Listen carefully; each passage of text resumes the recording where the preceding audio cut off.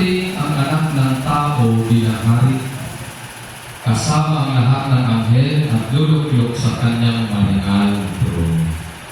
Sa panahong iyon, matitipon sa harapan niya ang lahat ng tao. Siya'y pagbuukod-bukod niya tulad ng ginagawa ng pastol sa mga tupa at mga kambing. Ilalagay niya sa kanyang kanan ang mga tupa at sa kaliwa ang mga kambing. At sasabihin ng hari sa mga nasa kanan, "Halika kayo, mga pinagpala ng aking Ama.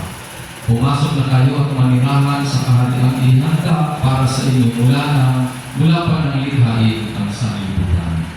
Sapagkat ako'y nagutom at inyong pinakain, nauhaw at inyong pinainom, ako'y isang dayuhan at inyong pinatuloy. Ako'y walang maisuot at inyong pinaramtan. Nagkasakit at inyong dinalaw, ako'y nabilanggo at inyong pinuntahan." Sasagot ang mga tuwid, "Panginoon, kailan po namin kayo nakita nagutom at aming pinakain o nauhaw at aming pinainom? Kailan po kayo naging dayuhan at aming pinatuloy? Kailan walang maisot at aming pinaramtan? At kailan po namin kayo nakita may sakit o nasa bilangguan at aming dinalaw?" Sasabihin ng hari, "Sinasabi ko sa inyo na gawin ninyo ito sa pinakahamak sa mga kapatid kong ito ay sa akin ninyo ginawa." At sasabihin naman niya sa mga nasa kaliwa, "Lumayo kayo sa akin, mga sinumpa. Kayo'y pa sa apoy na di mamamatay na inihanda para sa dyablo at sa kanyang mga kampon.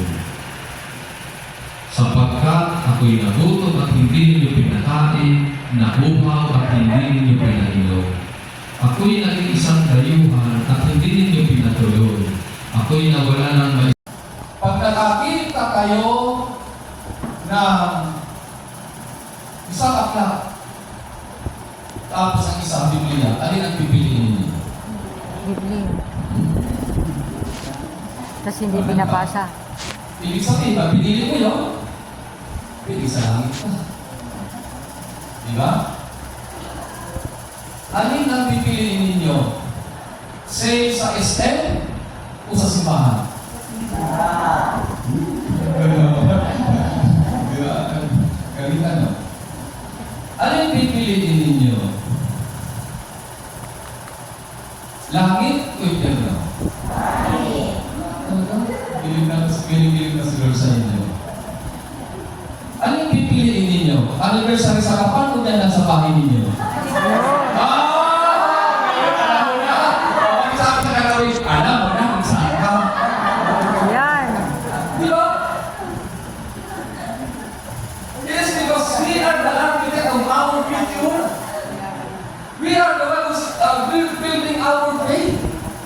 Yung faith natin, doon yung F-A-T-E na, yung faith. Doon natin, doon na ang pangyayari, doon talaga doon papasya ng Diyos sa ginawa natin. Alin ang gagawin nyo? Patawarin nyo na utang sa inyo, ikaso mo.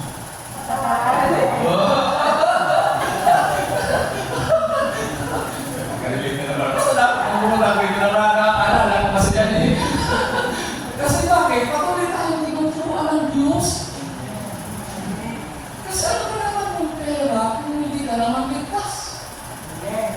Kahit pa yung pera ang gawin mo ng lahat ng pampunas-punas dyan sa mukha mo, sa katawan mo, kung susunod din lang naman sa impyerno, pagsabi sa katabi, sayang. Sayang.